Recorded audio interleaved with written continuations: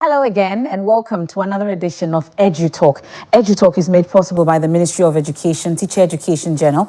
And on Edutalk, all we do is seek to ensure that everything education is broken down for you to the best of your understanding. Edutalk is live on this channel, and all you need to do is to spread the word about Edutalk. It's hashtag Edutalk on all our social media platforms and on this channel right here at the same time. I am Emefa Apau, and today we'll get to focus on the National Council for Curriculum Assessment, and that's what we are talking about today, NACA. All the focus on the curriculum changes that we saw at the SHS, the STEM. There's a number of things that we need to unpack when it comes to NACA. And thankfully today, the Director General himself has taken his seat. Professor Samuel Ofori is my guest today. You're welcome. I left the Ofori out for a reason. I'll bring it back at some point. Thank you so much for joining us, Prof. Thank you for having me. I trust you're doing well. Sure.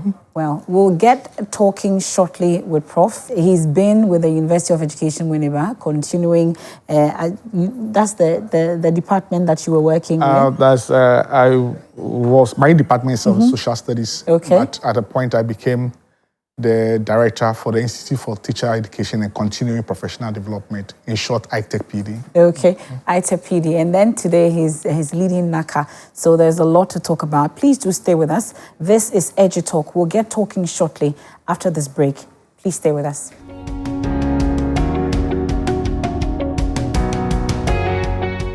You're welcome back to Edutalk, made possible by the Ministry of Education and the Teacher Education Journal.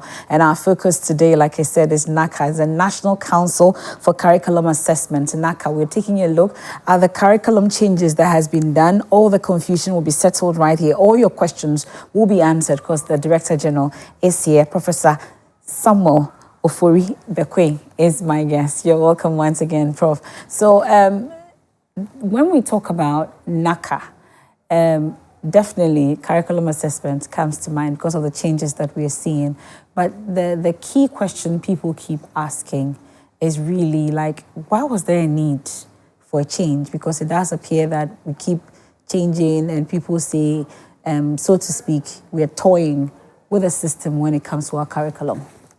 Thank you very much for that question.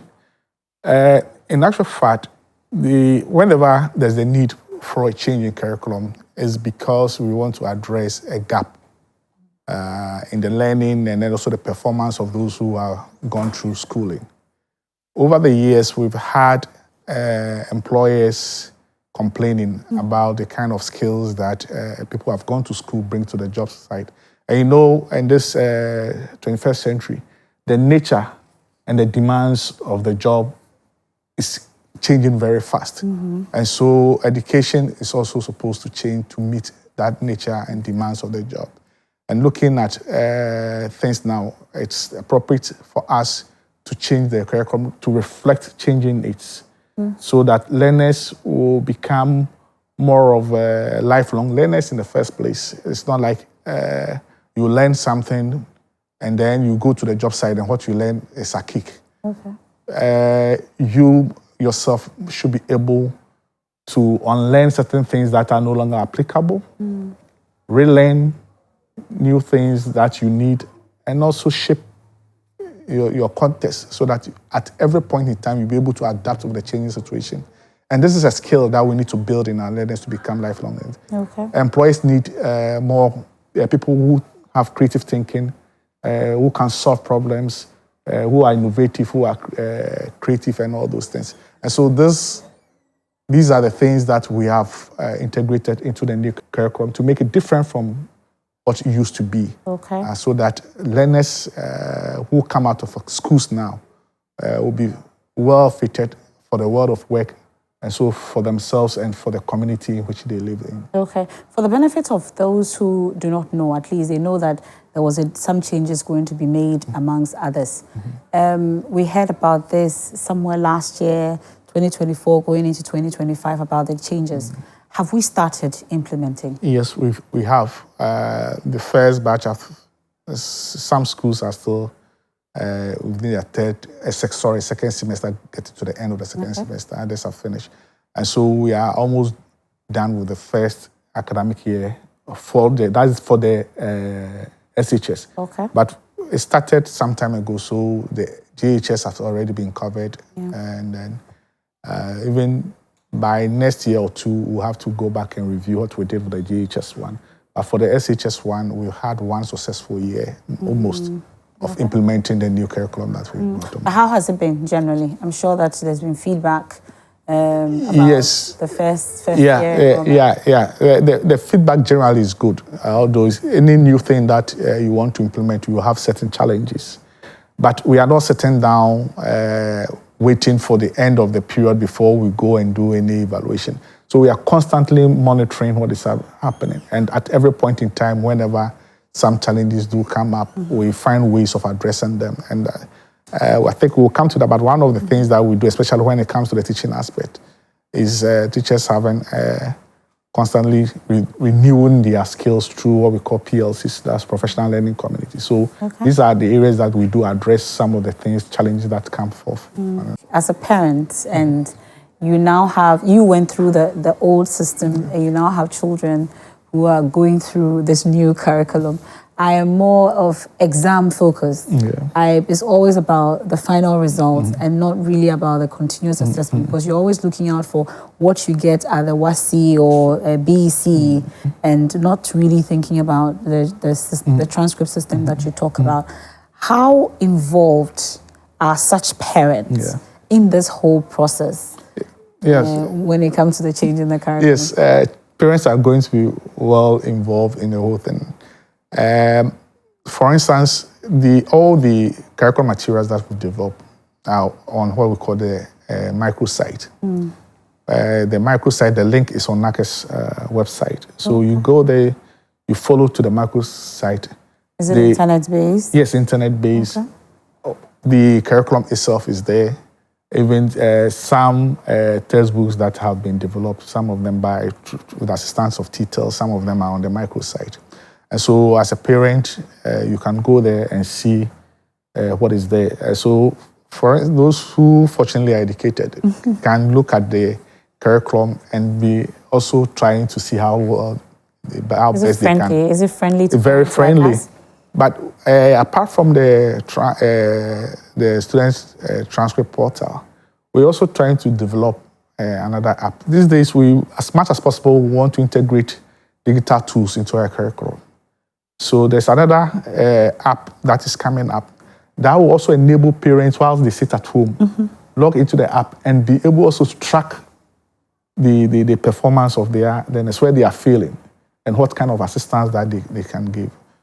These are all coming up. And then as and when they come up, we educate parents as to how to go about using those apps to help their children to learn and become better adults and better Ghanaians when they grow up. Because more often than not, you heard parents say some of the homework that these children now bring, you wonder, it makes you feel like actually you didn't even go to school.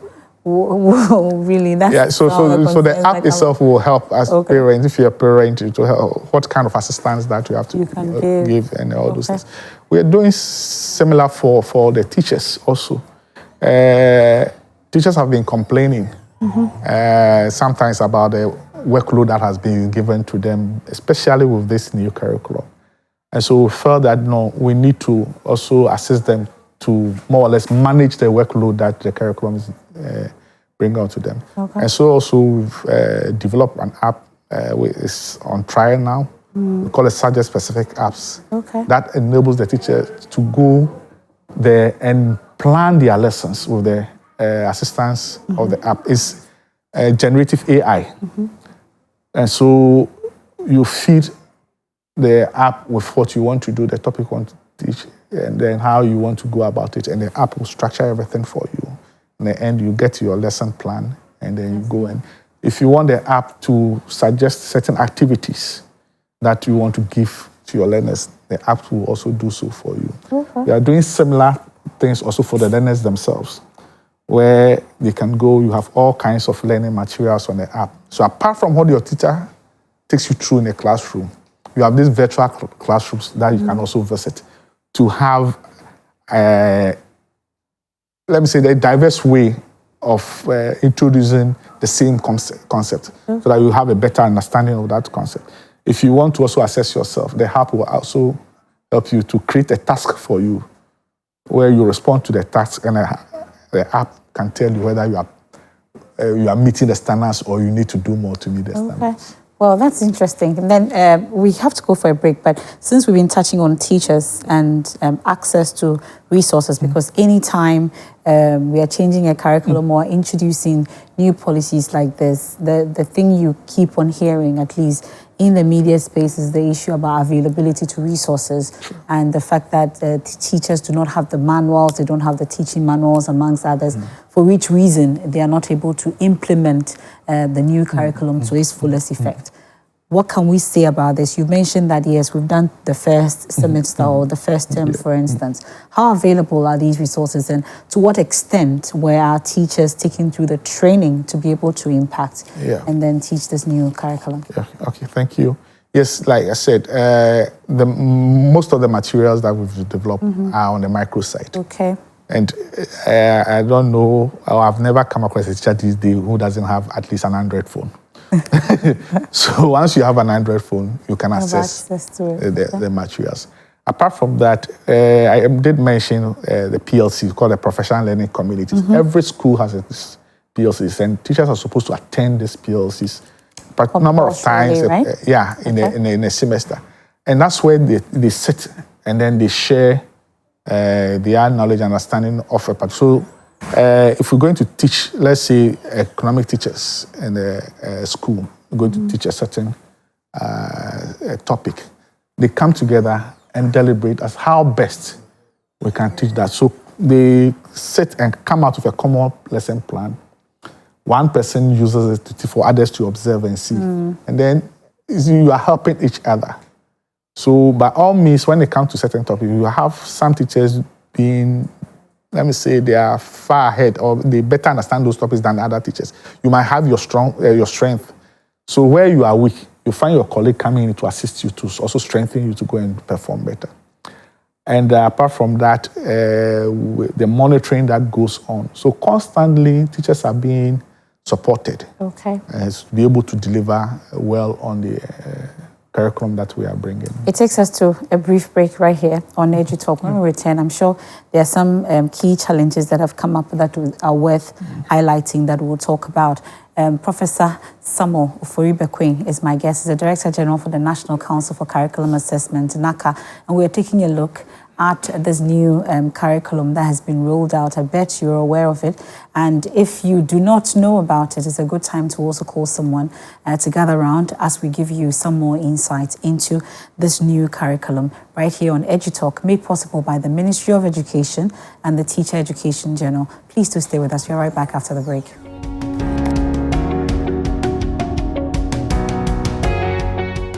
You're welcome back. This is Edutalk right here on this channel. Also on all our social media platforms, is made possible by the Ministry of Education, the Teacher Education Journal. NACA is in focus today on Edutalk. Professor Samuel Ofori is my guest, Director General of NACA. Before we went on the break, we're talking about teachers and their accessibility to these materials. So that issue about no materials is actually a thing of the past.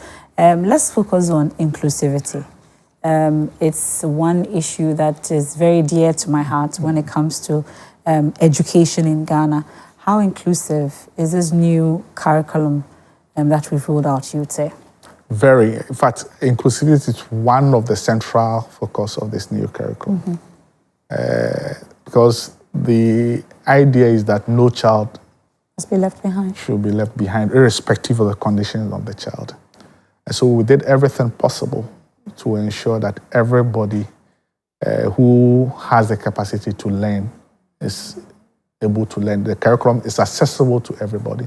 And so, for instance, one of the things that we've done and we continue doing is that hitherto we didn't have, let me say, a common sign language in the country, let me speak. If you go to the even the special needs schools, most of the time, the children that we have, they come to school with their own sign language because there's no official sign language. And makes teaching a bit difficult, and also their understanding of certain concepts very difficult. So we've come out with a Ghanaian sign language that we've developed. Is now at the trial stage that is going to be trialed. We've done that for the GHS. We are almost done with that of the SHS.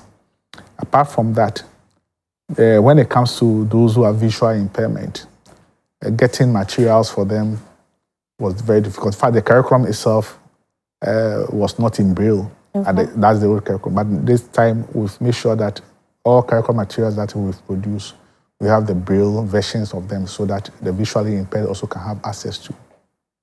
Visually impaired also, most of the time, were unable to do mathematics because we didn't have the Braille version of mathematics. And then if we're thinking that some mathematical concepts and tools were going to be difficult in Braille. But we've more or less surmounted that challenge, and we have produced mass for the visually impaired, which is also currently being trialed. As soon as we get the results and everything is good, then we'll roll it out nationally.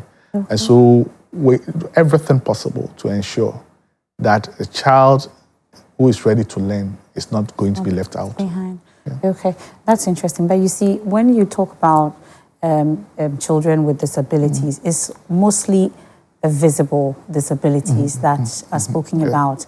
Some of us are bespectacled. We sit at the back and we may be short-sighted or long-sighted. We cannot see. Some children are also autistic. Their disability is not so clear.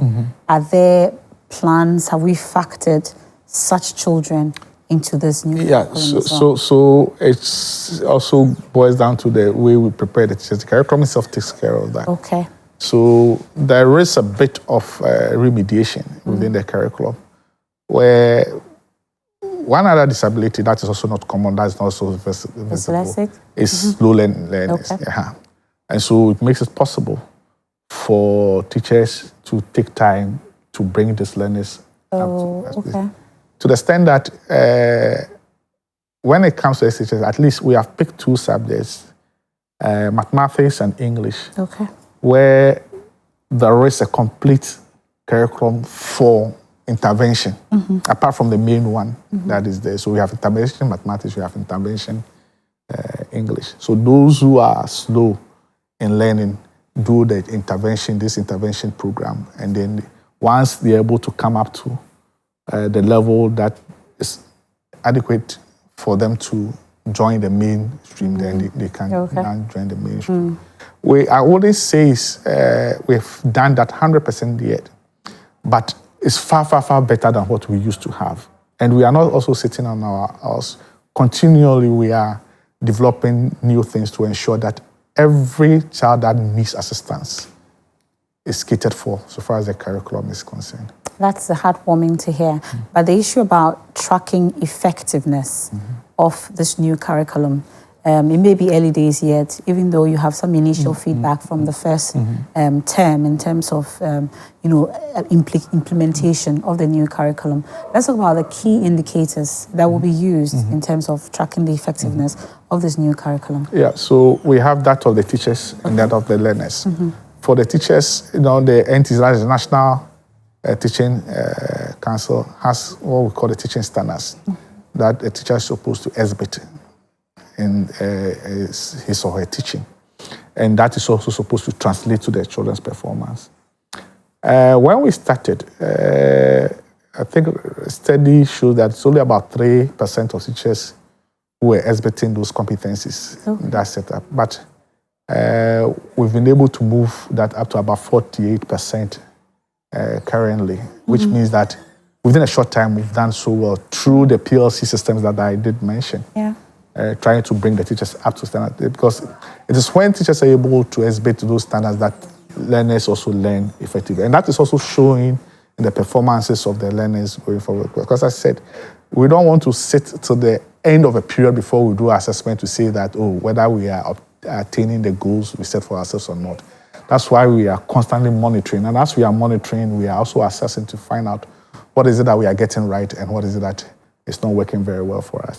So for now, all the indicators show that we are progressing on all the parameters that we set for ourselves. And so we know that we are on the right path. And this is a robust curriculum such that we will not in the next 4 years say that Ghana is time for us to change the curriculum yes, again. and actually for there's a kind of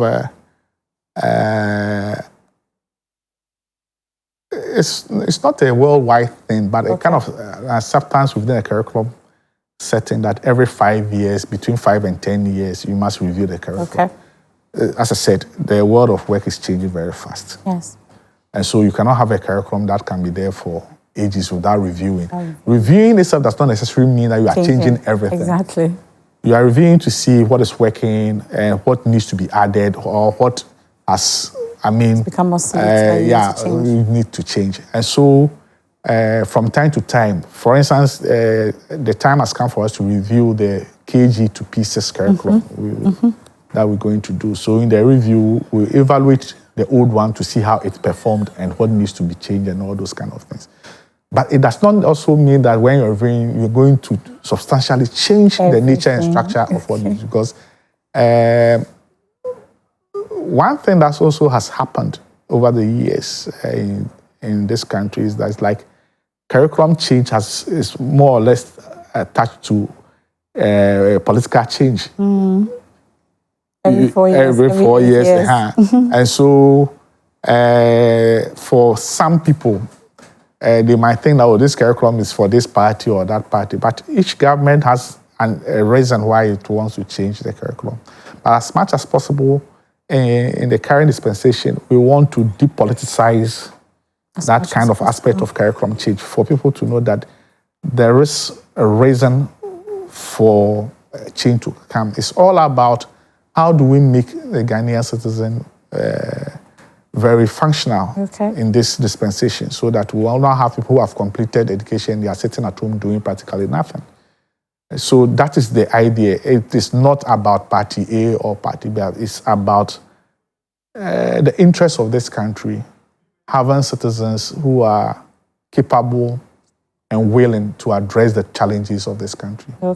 Are we getting to a point where we are incorporating AI also? As I said in the beginning, yes, we are integrating digital tools and digital things within. And as I said, the AI, the teachers app that I did mention, the subject specific app is AI embedded.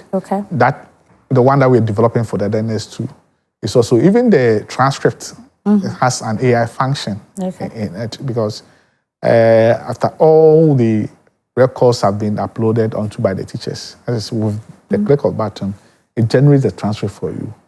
In such a manner that you think it's a human being that has, because when it comes to describing the socio-emotional competencies of the person, it's not just about grades, it's about descriptions, and then the portal is going to do that for you.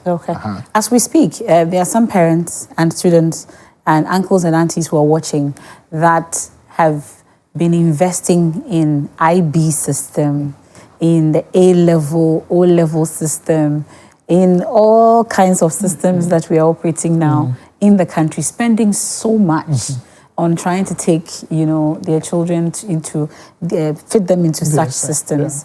Are we getting to a point where we can say confidently that the system that we are operating under this new curriculum can match up to it such that we don't have to pay so much to take our children to those systems?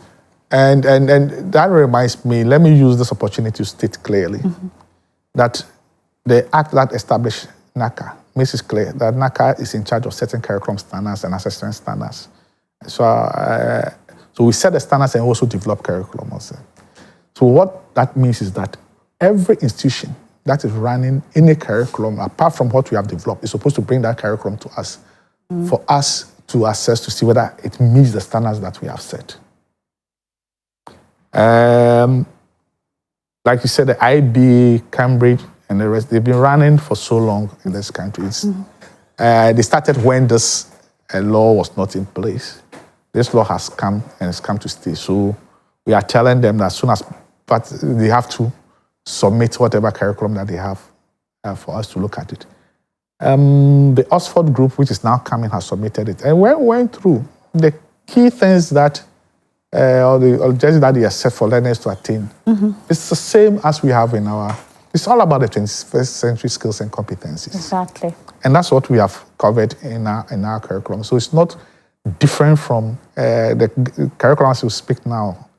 It's not really different from the international curriculum. And we believe that as time goes on, when parents get to know the results, or let's say the outcomes of it as learners exhibit them in their various homes, they will come to understand that there's no need spending such huge amounts of money on international curriculum in Ghanaian soil.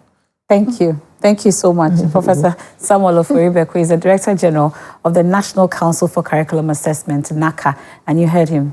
This is no time to spend so much on child education when indeed we have the best curriculum in this country we call Dear Ghana. And another edition of Edutalk will come your way. You need to promise that you will be back, because I know there will be reviews. So we'll definitely have to have you back before the end of the year or beginning of the year, so that we can take a look at the system as we're operating. And we're indeed grateful. And that's it for today's edition of Edutalk, made possible by the Ministry of Education and the Teacher Education Journal. I am Emefa Apau, and this has been Edutalk. Please do stay with us. Another edition comes your way, same time, right here on this channel and all our social media platforms. Please do spread the word. Have a good day.